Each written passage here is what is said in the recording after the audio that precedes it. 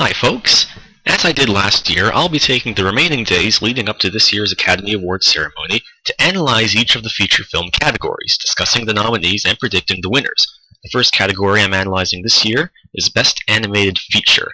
The first nominee is DreamWorks' How to Train Your Dragon, directed by Chris Sanders and Dean DeBlois, the former of whom was previously nominated in this category in 2003 for their somewhat similar film Lilo and Stitch. This movie is the surprise hit of the year.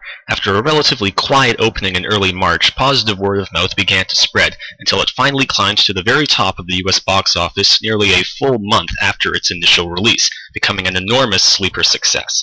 All dollars and cents aside, the film itself is something quite special too. I found it to be a refreshing step out of the corner DreamWorks had painted itself into over the last 10 years. At long last, a movie from the studio driven more by heart and theme than by wry, modernized comedy. How to Train Your Dragon will certainly earn many Academy members' votes, but I don't think it'll get quite enough to win the category. The second nominee this year is The Illusionist, a wonderful little French feature from Sylvain Chomet, the director of The Triplets of Belleville, which you'll recall was nominated in this category in 2004. The film is based on an unpublished script by the late Jacques Tati, the classic French filmmaker famous for creating the character Monsieur Hulot, and the charm and emotion of his story achieves a unique and satisfying alchemy with the detail and artistry of Chomet's animation. It is a beautifully made movie. The artistic direction of the animation and the watercolor backgrounds is just so splendid, it's one of the most beautiful things I've seen all year.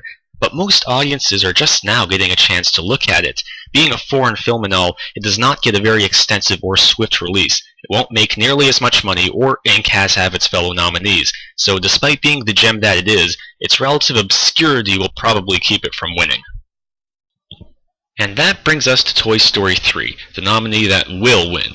Director Leon Critch and screenwriter Michael Arndt managed to give a delightfully clever, thematically rich, and above all, emotionally powerful finale to what might go down as arguably the greatest film trilogy of all time, certainly one of the most beloved. As far as awards go, you may have heard the theory of Pixar fatigue being floated around the internet the last couple of years, the hypothesis being that some voters are simply tired of Pixar winning every animation award under the sun. I used to give this some credence, but you know, if there was actually any truth to it at all, it would have taken effect by now. But that hasn't stopped Pixar from winning Best Animated Feature for the past 3 years in a row, soon to be 4. Not just like the other two nominees, which are both fantastic films, but it's hard to be the movie that reduces grown men to tears, not to mention one that's also a Best Picture nominee, and also made more money than any other motion picture released in 2010. Toy Story 3 is the clear winner. Come back tomorrow when I'll be taking a look at the contenders for Best Actor.